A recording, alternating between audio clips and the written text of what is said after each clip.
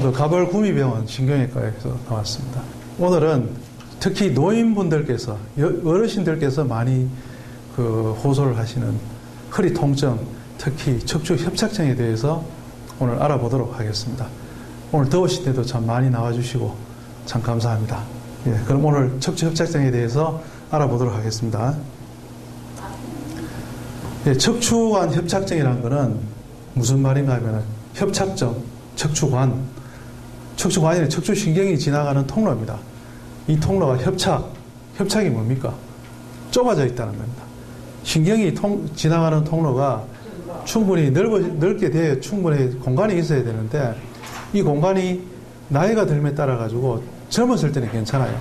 시간이 지나가면 지나갈수록 이 공간이 좁아져 가지고 증상이 나타나게 되는 그런 질환을 척추협착증이라고 합니다.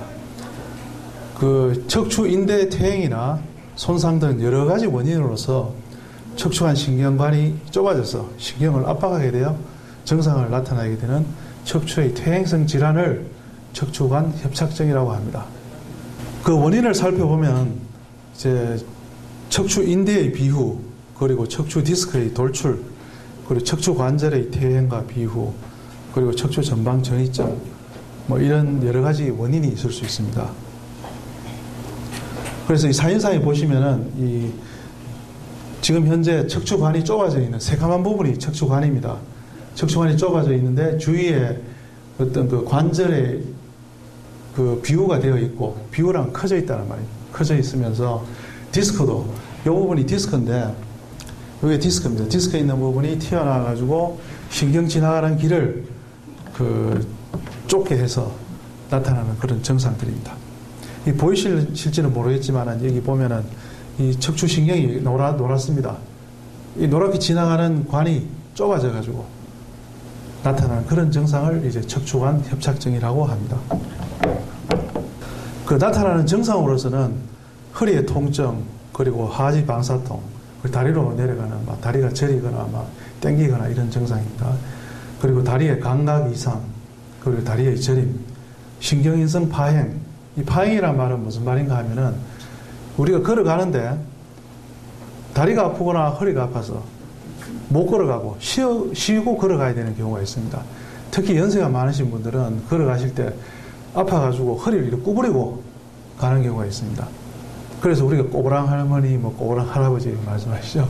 근데 그게 꼬부라지고 싶어서 꼬부라지는 게 아니고 뼈도 약해지고 또 척추관 협착증이 진행됨을 해가지고 이렇게 구부리고 다니면 편합니다. 그래서 구부리고 다니는 겁니다. 이런 어떤 증상들을 우리가 이야기하기를 신경인성 파행이라고 합니다.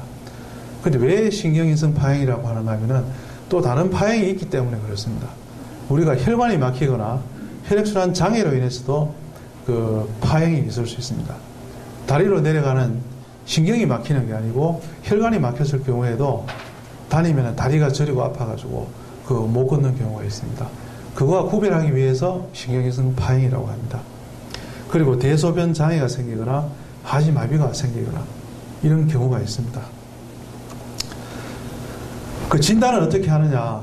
진단하는 데는 역시 제일 중요한 거는 문진이라는 말이 뭡니까? 물어보는 겁니다.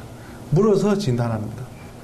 언제부터 아프셨는지, 혹시 넘어져서 아프신지, 아니면 별 이유 없이 서서히 한 10년에 걸쳐서 아프신지, 아니면 교통사고를 당해서 아픈 건지, 아니면 자고 일어나서 갑자기 아픈 건지, 그래 어떻게 아프셨습니까? 이렇게 물어보는 게 문진입니다. 이게 아주 중요합니다. 왜냐하면 이렇게 물어보므로 해가지고 어떤 그 병의 어떤 형태를 저희들이 전반적으로 파악을 할 수 있습니다. 그리고 신경학적, 이학적 검사, 이제 신경학적 검사, 다리에 감각이 있는지, 혹시 다리에 신경에 마비가 와서 그 운동신경에 장애가 있는지 없는지, 그리고 신경근 반사는 어떻게 되는지, 이런 아주 그 기본적인 신경학적 검사가 필요하고요. 이학적으로 또 다리에 혹시 혈액순환이 안 돼서 오른쪽 왼쪽 그 동맥 뛰는 거를 맥을 짚어보면은 차이가 나는 경우가 있습니다. 그런 경우는 아까 말씀드렸다시피 신경인성 파행과 아니면 혈관으로 인한 혈관성 파행, 그걸 구별할 수 있는 하나의 방법도 되고, 또 다리를 이렇게 올려서 걷어놓고 보면은 한쪽은 또 뭐 그 혈이 잘 도는데 한쪽은 안 돌아가지고 색깔이 다를 수도 있고 또 근육의 위축도 있을 수도 있고 이게 아주 중요한 소견들입니다. 이런 소견을 보고 어느 정도 어느 병의 원인이 어딘가를 저희들이 가늠을 하게 됩니다. 그래서 그 다음에 이제 CT, MRI, 일반 방사선 검사 이런 검사를 하게 됩니다. 물론 일반 사진을 찍음으로써 나올 수도 있지만은 요새는 주로 CT 그리고 척추 MRI 잘 아시죠? 아마 찍으신 분들 많이 계실 겁니다. 이런 검사들을 통해서 거의 확진을 하게 됩니다. 그리고 또 신경건전도 검사. 이 신경건전도 검사는 뭔가 하면은 우리가 신경을 사진상으로는 많이 막혀 있지만은 생각외로 신경이 정상적으로 통과할 수도 있고 통과 안 할 수도 있고 이 정도가 다를 수가 있어요. 사진상으로는 아주 심한데 실제로는 신경이 잘 통과하는 경우가 있습니다. 그거는 왜 그런가 하면 사람이 체질에 따라서 신경이 견디는 정도가 다릅니다. 그건 이제 어떤 사람은 똑같은 교통사고를 당해도 같은 차를 타고 같은 교통사고를 당해도 어떤 사람은 뭐 굉장히 아프고 뭐 어떤 사람은 좀 덜 아프고 뭐 이런 게 있습니다. 신경도 어떤 사람은 눌려가 있고 손상이 가더라도 잘 견디는 경우가 있고 그렇지 않는 경우가 있습니다. 사람마다 많은 차이가 있습니다. 그래서 신경 건전도 검사를 해보면은 이 신경의 어떤 기능을 어느 정도 판단할 수 있습니다. 이것도 하나의 어떤 좋은 진단의 방법이긴 합니다. 그럼 이렇게 진단을 하고 나면은 이 치료를 해야 됩니다. 그렇게 마냥 뭐 기다릴 수도 없는 거고, 뭐 결국 이제 처음에 치료는 어떤 치료인가 하면은 고식적인 치료. 고식적 치료라는 말은 일반적인 치료입니다. 우리가 흔히 병원에 가시면은 뭐 약물 진단을 하고, 그 다음에 일단은 우선 약물을 투여합니다. 그리고 물리치료를 하게 됩니다. 또 뭐 한의원에 가시면은 또 침을 맞기도 하고, 이런 여러 가지 치료를 하게 됩니다.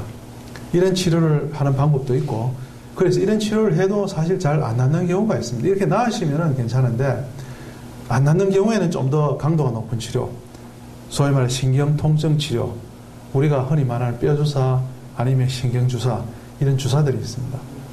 이런 주사요법을 통해서도 심하지 않는 경우에는 많은 사람들에서 증상이 호전이 됩니다. 하지만 이런 주사를 또 마냥 맞을 수 없잖아요. 몇 번 맞을 수는 있는데 1년에 뭐 10번 이상 맞는다, 아니면 아플 때마다 맞는다.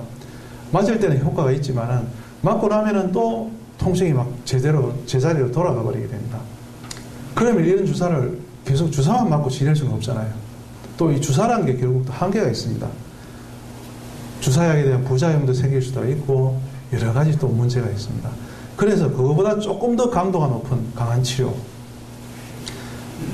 뭐가 있는가 하면은 이제 경막외곽 신경성형술이라고 있습니다. 일반적인 주사 치료보다도 조금 더 강한 치료입니다. 꼬리뼈를 통해 가지고 어떤 그 튜브를 넣어 가지고 그 어떤 경우는 내시경을 보면서 신경을 박리하기도 하고 신경 감압술을 하기도 하고 이렇게 하는 방법이 있습니다. 아직까지 수술이 아니고 어떤 비침습적 주사를 이용한 그런 치료법입니다. 그러나 이런 치료에도 반응을 하는 경우도 있지만은 또 반응을 하지 않는 심한 경우가 있습니다. 모든 이런 치료로도 우리가 흔히 알고 있기로는 모두 다 치료가 되면 좋겠지만은 그렇지 않고 어느 정도 선까지는 되는데 이 치료를 해도 또 많이 뭐 불편한 경우가 있어요. 그래서 어떤 분들 이런 치료를 받으러 뭐 서울에 갑니다. 서울에 뭐 유명한 병원에 가서 이 뭐 돈도 많이 주고 치료를 했는데 잘 안 낫는다고 합니다. 그거는 뭐 할 수 없어요. 왜냐하면 병의 정도가 더 심하기 때문에 이 치료에 맞지 않는 경우에 해당합니다. 물론 이 치료를 인해서 다 나으면 얼마나 좋겠습니까? 하지만은 이렇게 치료를 해도 안 낫는 경우에는 할 수 없이 이제 수술적인 방법을 택하게 됩니다. 수술을 좋아하는 사람은 아무도 없습니다. 수술은 할 수 없이 합니다. 하다 안 되니까 이제 해야죠. 할 수 없잖아요. 사람은 아파 죽겠고 다른 방법은 없고 주사를 맞아도 안 되고 뭐 조탁하는 뭐 아주 유명한 데 가서 주사를 또 맞았는데도 다른 사람은 나았는데 왜 나만 안 낫느냐. 그거는 병의 정도가 다른 겁니다. 똑같은 디스크, 똑같은 척추협착증이라도 그 정도에 따라서 낫는 사람도 있고 안 낫는 사람이 있습니다. 그렇게 이제 이해를 하셔야지 똑같은 디스크, 똑같은 척추협착증이 아닙니다. 서로가 차이가 있습니다. 아까도 말씀드렸지만은 똑같이 교통사고를 당하더라도 어떤 분은 또 많이 빨리 회복되는 경우가 있고 어떤 분은 뭐 아파가지고 뭐 한 달, 두 달 가는 분도 있어요. 특별히 뭐 크게 다친 것도 아닌 것 같은데. 그런 어떤 체질적인 차이도 있습니다. 그래서 수술은 어떤 분들이 하게 되느냐? 수술 적응증에 대해서 알아보도록 하겠습니다.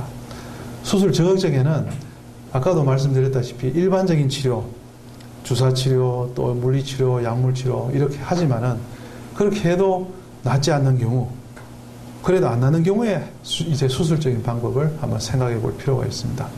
그리고 하지 방사통이 굉장히 심한 경우, 다리가 너무 땡겨가지고 주사를 맞아도 뭐 하루가 지나고 나면은 다리가 아파서 도저히 걷지를 못하는 그런 경우가 있어요. 그런 경우는 또 수술을 한번 생각해 봐야 됩니다. 그리고 신경마비가 있을 경우, 마비가 있어서 걸을 때 절거나 어떤 그 계단을 올라가기도 힘들고 이런 경우가 막 진행되는 경우가 있어요. 이런 경우는 빨리 신경을 좀 풀어줘야 됩니다. 주사를 맞아도 이런 경우는 그 효과가 없는 경우가 많습니다. 그리고 대소변 장애가 동반되는 경우, 이런 경우는 반드시 빨리 수술을 해줘야 됩니다. 대소변 장애가 동반됐다는 말은 신경이 아주 많이 눌려 있다는 겁니다. 이거는 일반적인 치료로서는 해결이 안 됩니다. 대소변 장애가 오면은 반드시 빨리 수술을 해줘야 됩니다. 우리도 그렇죠. 대소변 장애까지 온다면은 정말 참 너무 힘듭니다. 빨리 풀어줘야 됩니다. 그리고 아까 말씀드렸다시피 신경이성 파행이 심한 경우, 이제 걸어가는데 아파서 못 걸어가는 게 있어요. 그게 이제 10m가 될 수도 있고 100m가 될 수가 있고 500m 될 수 있습니다. 그런데 어느 정도까지 저희들이 보는가 하면은 한 100에서 200m 정도 걸으셨을 때 도저히 아파서 못 걷고 앉아서 쉬어가야 된다거나 뭐 어느 뭐 자세를 변화를 해야 된다거나 그런 경우에는 신경이성 파행이 심해서 수술이 필요한 경우라고 저희들이 판단을 합니다. 그래서 수술 치료법에는 뭐 특별한 방법이 없었습니다.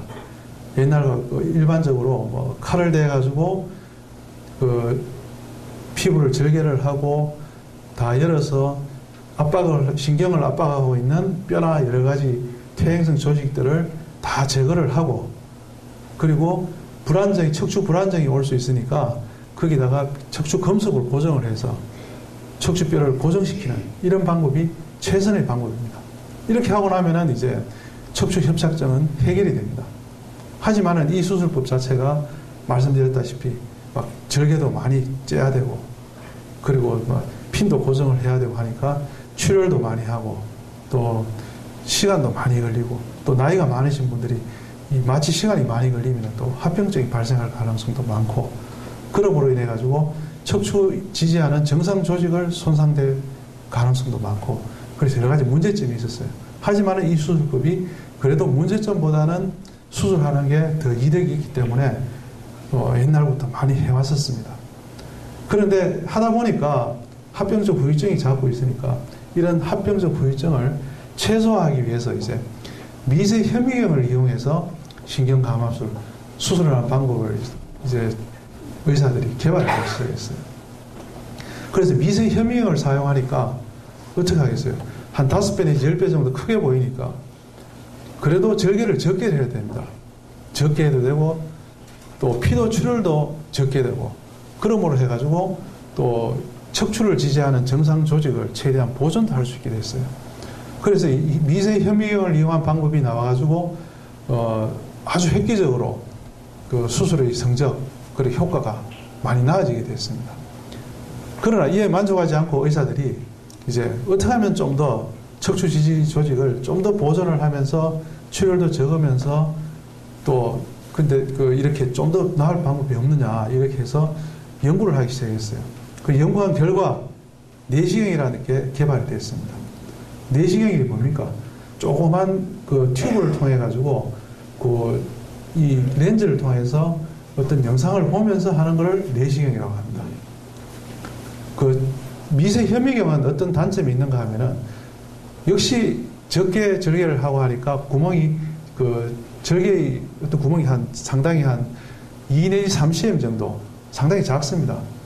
실제로 해보면은 구멍이 작기 때문에 수술 시야가 많이 좁습니다. 생각보다 좁고, 또 출혈을 하는 경우에 시야가 막 가려지게 됩니다. 그리고 그 현미경 이 자체가 직선으로밖에 못 봐요. 옆에 있는 걸 잘 못 봅니다. 그런데 내시경은 어떤가 하면은 각도를 이렇게 줄 수 있으니까 옆으로 자유자재로 볼 수가 있어요. 그리고 한 20배 이상 아주 크게 확대해서 볼 수가 있고, 또 내시경이라는 게 또 물을 일반 정유수를 통해서 씻어주면서 하는 거기 때문에 출혈도 많이 줄일 수 있으면서 시야를 아주 잘 확보를 할 수 있습니다. 그래서 아주 큰 장점들이 있습니다.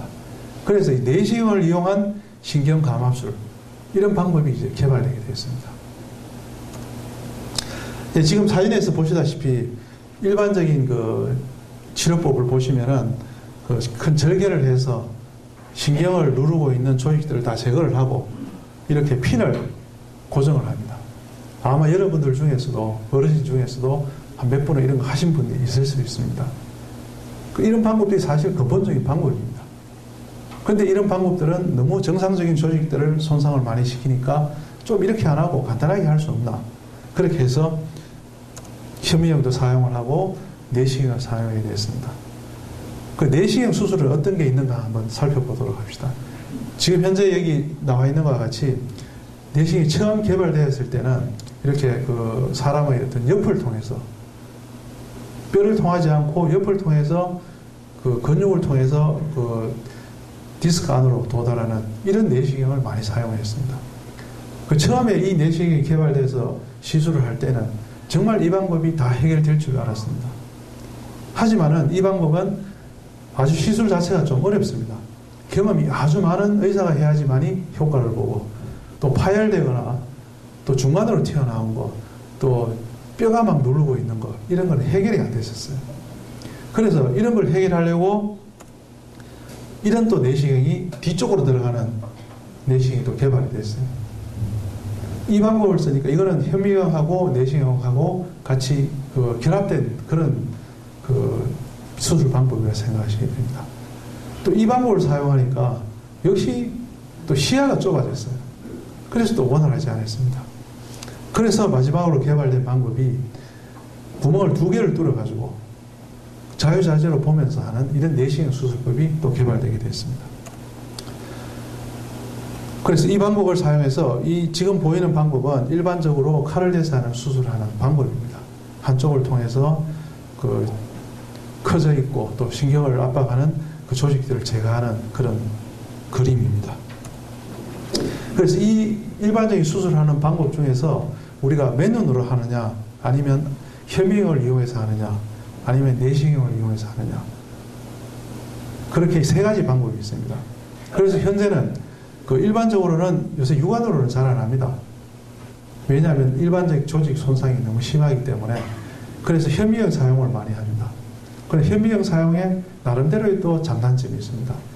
그 단점들을 보완한 게 내시경이라고 보시면 됩니다. 그래서 이 방법을 뭐라고 이야기하는가 하면은 추공간 척추 내시경 수술이라고 합니다. 조그만 구멍 2개를 통해 가지고 내시경을 넣어 가지고 신경을 직접 보면서 신경 손상 없이 파열된 디스크나 압박된 뼈 조각까지도 완벽하게 제거할 수 있는 어떤 새로운 방법입니다. 장점은 사실 전신 마취 없이 부분 마취로도 파열된 디스크나 척추 협착증을 치료가 가능합니다. 그리고 수술 상처가 나중에 보시면 아시겠지만 뜸 자국증도 아주 작습니다. 그리고 수술 시야가 월등히 좋습니다.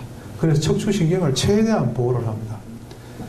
그리고 일반적으로 딱딱한 디스크나 뼈 조각 같은 거, 이런 퇴행성 질환 같은 거를 척추 내시경으로서는 사실 치료하기 힘들었습니다만은 이런 방법을 사용하면은 치료가 가능합니다. 수술 장비입니다. 장비를 보시면은 여러분들에게 좀 생소하시겠지만은 특별한 장비가 아닙니다. 이전 장비가. 이때까지 수술실에서 쓰는 그냥 보통 장비들입니다. 영상장치하고 일반 수술 장비입니다. 예, 역시 수술 장비인데 일반적으로 칼을 대서 수술하는 수술 장비하고 똑같습니다. 특별한 장비가 필요한 게 없습니다. 수술장 배치도 수술할 때 어떻게 쓰느냐면 수술하는 사람이 이렇게 쓰고 환자는 이렇게 엎드리고 이렇게 합니다.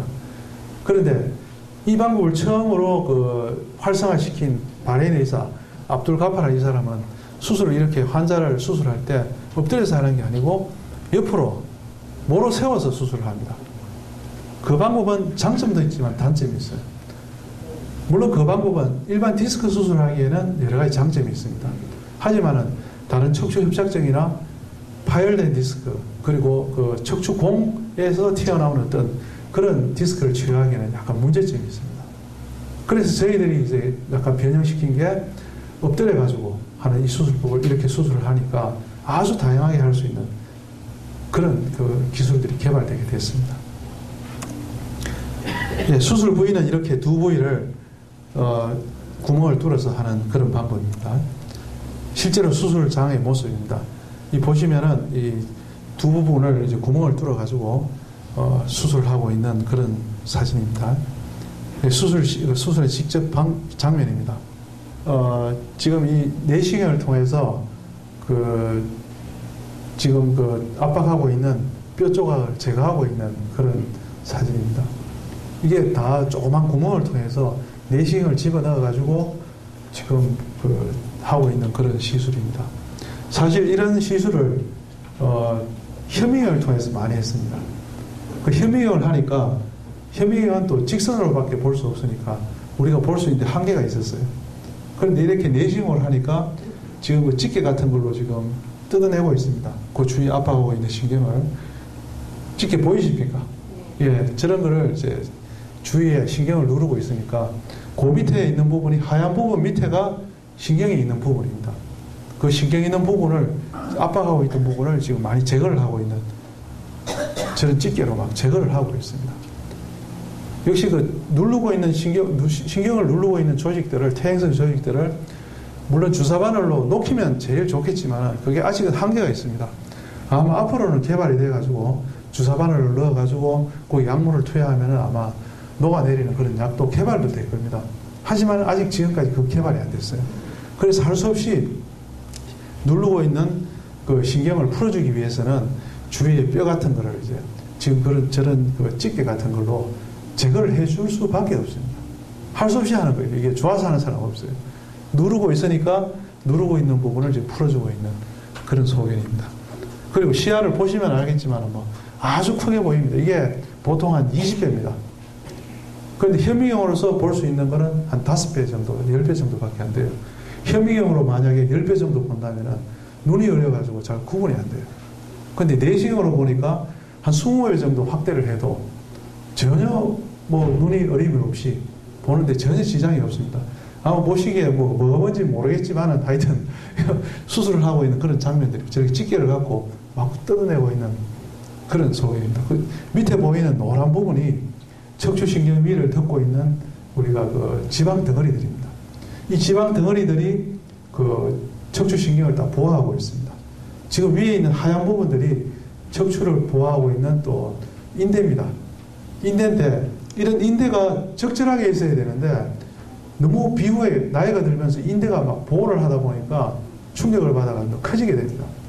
커지게 됨으로 해가지고 오히려 그게 보호를 하다가 결국 신경을 누르게 됩니다. 그래서 이 하얀 부분, 이런 부분을 제거를 해줘야 돼요. 아까도 말씀드렸다시피 이런 걸 주사바늘로 해가지고 인대를 녹이는 어떤 약이 딱 인대만 딱 녹이고 신경을 보호하는 그런 게 있으면은 참 좋겠는데 아직까지 그런 약은 개발이 안 돼가지고 좀 안타깝습니다. 아마 향후 앞으로는 될 겁니다. 뼈하고 정상적인 조직 그리고 신경은 보호하고 주사로 약을 딱 넣으면은 다르게 병변이 있는 부위가 싹 녹아 없어지는 뭐 그런 아주 개발이 될 거예요 앞으로. 예. 예, 그럼 동영상은 여기까지 보고 좀 더 있습니다만은 이제 다음으로 넘어가도록 하겠습니다. 이 보시면은 이제 수술 후의 상처입니다. 이제 뜸 자국처럼 두 개가 딱 나왔습니다. 근데 뭐 자국이 좀 커도 관계는 없습니다. 왜냐하면 이 겉에 난 상처가 중요한 게 아니라 안에 속에 있는 뼈하고 신경하고 또 일반 척추를 지지하는 아주 중요한 근육들 이걸 얼마나 잘 보존하느냐 그게 문제입니다. 그래서 2011년 2월부터 해서 2012년 10월까지 한 35명 환자분을 수술을 했습니다. 그 평균 연령은 66.5세 23분에서 한 부위 보통 우리 척추뼈를 5개 있다면 4, 5번, 5번 하고 밑에 거 이렇게 이야기하는데 한 부위를 한 경우가 23명에서 했고 12명에서는 2부위 이상, 4번, 5번도 아프고 5번하고 밑에 것도 아프고 3번, 4번도 아프고 뭐 그런 경우를 했습니다. 예, 현미경을 할 경우에는 이렇게 다발성으로는 또 잘 못해요. 할 수는 있지만 상당히 제약이 따릅니다. 그러나 내시경을 하실 경우에는 이렇게 다발성으로 있을 경우에도 큰 무리 없이 할 수가 있습니다. 그래서 이제 뭐 결과가 어떠냐 우리가 쭉 한번 이 35명 환자분에서 쭉 물어봤어요. 그러니까 91.4%에서 아주 매우 만족이나 만족했는 경우입니다. 5.7% 정도에서는 그냥 보통 수술은 했지만은 뭐 그저 그렇다. 솔직하게 그저 그렇다. 그리고 2.8%에서는 불만족. 수술은 했지만은 뭐 아직 여전히 아프고 뭐 어떻게 보면 더 아프다. 이런 분이 있었습니다. 근데 이 정도면은 뭐 괜찮다고 봅니다. 사실 수술이나 모든 치료부터 그렇지만은 능사가 아닙니다. 100%는 있을 수 없습니다. 절대로 100%는 없습니다. 어떤 분은 괜찮은 분도 있지만은 물론 안 괜찮은 분도 있고. 그래서 이 정도면은 한 90% 이상 정도 된다면은 저희들 어떤 그 의학적으로 상당히 이 수술은 괜찮다고 보고 있습니다. 그리고 불만족스러운 분들은 참 꼭 이 수술로 인해서라기보다도 어떻게 보면은 연세가 자꾸 들어감으로 해가지고 본인이 갖고 있는 질환, 그리고 퇴행성 관절이 아주 심하시다거나 류마티스 관절이 심하시다거나 또 아니면은 뭐 다른 지병, 심장이 안 좋거나 또 뭐 콩팥이 안 좋고 여러 가지 또 다른 문제들이 있을 수도 있습니다. 그리고 평균 수술 시간은 약 54분입니다. 그렇게 길지가 않습니다. 그리고 출혈량도 아주 적고 그리고 하고 나서 바로 걸을 수가 있습니다. 특히 옛날에 과거에는 칼을 대서 수술을 하고 핀을 고정하고 하면은 최소한 3일에서 한 일주일 정도는 병상에서 걷기가 힘들었었어요. 하지만 이 내시경 수술은 하고 나면 그 다음날 바로 뭐 걸을 수 있습니다.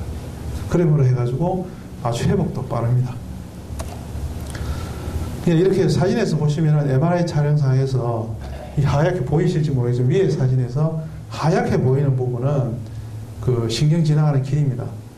위에 사진은 아주 정상적인 어떤 MRI 소견이고 밑에 부분은 하얀 게 안 보이고 있습니다. 신경 지나가는 길이 막혀가지고 하얀 게 안 보이는 아주 전형적인 척추 협착증 소견을 보이고 있습니다. 50세 남자 환자인데요. 허리가 아프고 또 아까 말했는 신경이선 파행, 걸어가면은 다리가 아파서 허리가 아파서 쉬고 가야 될 정도 100m 이내에서 그런 분의 MRI 사진입니다. 수술 전에 이렇게 좁아져 있던 그 MRI 소견을 보입니다만 수술 후에 보시면은 보이실지 모르겠지만은 아주 신경 지나가는 길이 많이 넓어져 있는 그런 소견을 보이고 있습니다. 55세 여자 환자인데요.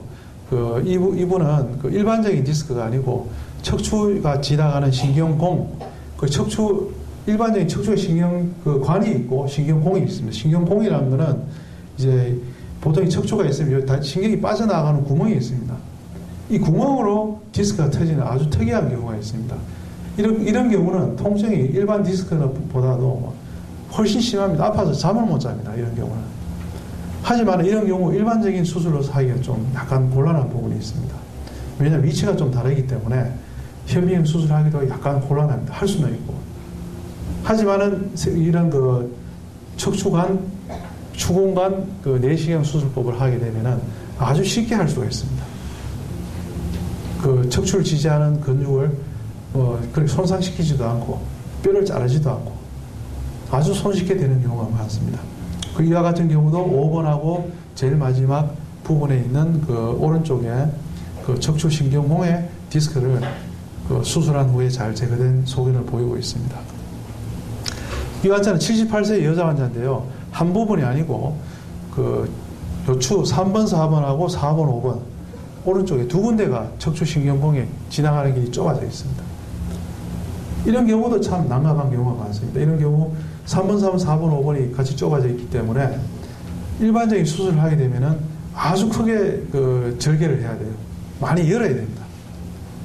많이 열므로 해가지고 또 우리한테 불리한 점이 뭔가 하면 그렇게 많이 열게 되면은 또 척추 불안정이 오게 돼요. 그럼 또 핀을 고정을 해야 됩니다. 근데 나이는 78세로 많죠. 그런 큰 수술을 하려고 하면은 상당히 환자도 부담스럽고 의사도 참 심적 부담을 느끼고 그렇습니다. 이런 경우에도 두 군데가 있더라도 간단하게 구멍을 뚫어서 이렇게 할 수 있습니다. 특히 연세가 많으신 분들, 전신 상태가 안 좋으신 분들은 이런 방법을 한번 좀 생각해 볼 필요가 있습니다. 이 지금 사진을 보면은 제거된 디스크 파일 조각들을 보여주고 있습니다. 결론을 말씀드리겠습니다. 현재 일반적인 수술법도 있지만은 일반적인 수술법이 사실은 옛날부터 개발이 돼가지고 우리가 원치는 않지만은 할 수 없이 수술을 해야 될 경우가 있습니다. 가령 맹장이 터졌는데 이거를 수술 안 할 수가 없잖아요. 할 수 없이 해야 됩니다. 근데 맹장도 요새는 어떻게 합니까? 옛날에는 칼을 대가 했지만은 요새는 또 내시경으로 맹장 수술을 합니다. 들으셨죠? 요새는 주로 내시경으로 맹장 수술을 합니다. 그래서 현재의 모든 의학들이 이제는 자꾸 좀 더 작게 째고 작은 구멍을 통해서 하려고 있습니다. 그래서 심지어는 위암 수술도 서울에 아주 유명하신 선생님, 교수님들 보시면은 그 구멍을 통해서 내시경으로 하고 있습니다. 아마 지금 당분간 내시경 시대가 자꾸 오고 있는 것 같아요. 조그만 구멍을 통해서. 왜 조그만 구멍을 통하겠습니까? 조그맣게 째면은 아무래도 정상 조직을 최대한 보존을 할 수 있으니까 가능하면 적게 째려고 하고, 우리도 그렇잖아요. 칼을 크게 한 20cm 칼을 대는 것보다도 한 1cm 정도 칼 대는 게 훨씬 안 낫겠습니까? 그걸 통해서 할 수만 있다면은. 그런데 과거에는 내시경 기술이 발달이 안 돼가지고 참 많이 힘들었었어요. 하지만 이제 과학기술이 막 발달함에 따라가지고 좀 더 작은 구멍을 통해서도 좀 더 확실한 영상, 뚜렷한 영상을 볼 수 있게 됐습니다. 그래서 이 영상을 통해서 우리가 수술을 하니까 내시경으로서 수술이 충분히 가능하게 됐습니다. 과거에는 크게 열어서 눈으로 봐야 됐지만, 그 다음에 좀 더 발전해서 현미경을 사용해서 봄을 해서 수술 크기를 많이 줄였습니다. 줄였지만은 그거보다 더 발전을 해서 이제는 내시경을 통해서 수술하는 방법들이 많이 개발이 되게 됐습니다. 근데 내시경 수술은 또 한계가 있었어요. 왜냐하면은 딱딱한 조각, 딱딱한 거를 제거하기가 참 힘들었었습니다. 그러나 이런 방법도 과학기술이 발달을 해가지고 현재 우리가 많이 듣는 레이저 있죠. 레이저, 고주파 들어보셨을 겁니다. 그런 걸 사용해서 뼈나 딱딱한 것을 이제 막 제거를 할 수 있었어요. 예전에는 아까도 보셨지만은 집게를 통해 가지고 막 제거를 했습니다만은 요새는 또 그 구멍을 통해 가지고 레이저를 쏜다든지 아니면 고주파를 적용을 해서 그런 조각들을 제거할 수 있는 방법들이 막 개발이 되고 있습니다. 그래서 그런 방법을 사용해서 과거에는 내시경으로서 제거가 불가능했던 그런 어떤 나쁜 조직들, 신경을 누르고 있는 조직들을 다 제거를 할 수 있게 됐습니다. 그래서 이런 내시경 수술법들이 점점점 발달을 하게 됐어요. 그래서 현재까지 가장 최소 상처로서 내시경 수술은 좀 곤란했던 파열된 디스크, 그리고 딱딱한 디스크, 그 척추 협착증 등의 어떤 허리 질환들을 그 수술 시야를 완벽하게 확보해서 그 일반 척추 수술보다는 그 척추 지지 조직을 최대한 보존할 수 있게 하는 어떤 척추 내시경 수술법이 개발되게 됐습니다. 그래서 이 방법이 점점점 발전하게 되면 이제 어떻게 하게 되죠? 지금은 구멍을 2개 뚫고 있는데 이제는 하나만 뚫고도 가능하게 될 겁니다. 그리고 현재로서는 사실 그 경추부는 좀 이 시술법이 좀 곤란해요. 아직까지는. 경추부는 그 여러 가지 좀 문제가 좀 있습니다. 목 부분이 가까이 가니까, 머리 쪽이 가까이 가니까 조금 내시경으로 하기에 약간 힘든 부분이 있습니다. 그런데 허리 부분은 여러 가지 문제점이 해결됐기 때문에 아주 완벽하게 지금 되고 있는 그런 상황입니다. 그리고 경추부는 아직까지는 현미경 수술, 그리고 안 되면은 절개를 해서 하는 수술, 그런 수술 위주로 하고 있습니다. 경추부는 또 수술을 하게 되면, 결정을 하게 되면은 후유증을 상당히 본인이 또 생각을 해야 됩니다. 경추부는 왜냐, 경추로 내려오는 신경이 아주 중요한 신경이기 때문에 그 신경을 다치면은 사지마비도 생기고 여러 가지 합병증이 생길 수 있습니다. 하지만 요추부는 좀 약간 다릅니다. 경추부의 협착증은 또 치료 방법이 다릅니다. 그 부분은 뭐 일본 의사들이 주로 많이 합니다만은 결국 그 현미경을 사용해서 광범위하게 열어서 하는 그런 방법들이 개발되어 있고요. 지금까지는 아직까지 그 요추브는 내시경으로 할 수 있는 저희들이 하는 이런 방법들이 개발되어 있습니다. 이 방법을 사용하면은 경추부에 아까도 말씀드렸지만은 가장 작은 상처를 통해서 특히 다발성 부위, 여러 부위에 있는 경우에도 이 내시경을 통해서 해결할 수가 있습니다. 과거에는 다발적으로 있는 부위는 칼을 대가지고 척추 금속을 고정을 하고 또 그렇게 함으로 해가지고 후유증도 많이 발생을 하고 출혈도 많이 하고 회복되는데 시간이 많이 걸렸습니다. 하지만 이 내시경을 사용함으로 해가지고 그 다음에 바로 걸을 수 있고 또 만약에 정말 그 최악의 경우에 이 내시경 수술이 실패를 했다. 그러면은 정 안 되면은 죄송하지만은 다시 칼을 대서 현미경으로 수술을 하면 됩니다. 결국 안 되면 또 하면 돼요. 그런데 만약에 현미경 수술이나 칼을 대가 수술했다. 그 수술이 실패를 했다. 그 다음에 할 방법이 없어요. 그냥 그렇게 사셔야 됩니다. 하고 나서 그런 분들 보셨죠? 수술을 했지만은 칼을 대가지고 했는데 어디 가서 했는데 막 잘 됐다 한다. 잘 됐는데 의사들은 보고 뭐 잘 됐다고 하는데 환자는 아파 죽겠다고 합니다. 그럼 기다리라 그럼 시간을 두고 봅시다. 더 할 방법이 없어요. 하지만 이 내시경 수술법은 진짜 그 최악의 경우에 실패를 했다. 그러면 아직까지 한 단계 마지막 최후의 보루가 남아 있습니다. 현미경과 일반적인 수술을 할 수 있는 방법. 이 방법이 남아 있으니까 아주 어떻게 보면은 한 단계 뒤에 그 우리가 말하는 백이 하나 딱 든든하게 누가 있습니다. 그래서 정 안 되면은 그 백을 사용하면 돼요. 그래서 여러 가지 장점이 있습니다.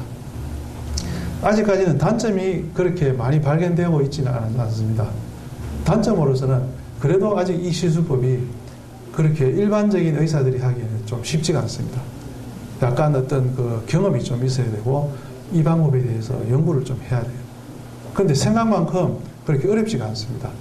어느 정도 척추 수술을 할 수 있는 의사라면은 누구나 어느 정도의 교육만 받으면은 다 할 수 있는 그런 정도이기 때문에 오히려 그 처음 개발됐던 내시경 수술법은 상당히 어렵습니다. 여러분들은 잘 모르시겠지만은 너무 어려워가지고 이거는 그 아주 수술을 잘하는 대가도 수술을 실패하는 경우가 간혹 생깁니다.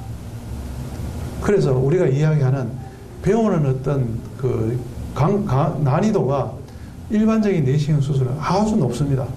수련도 많이 받아야 돼요. 그런 반면에 새로 개발된 이 내시경 수술법은 그렇게 난이도가 높지를 않습니다.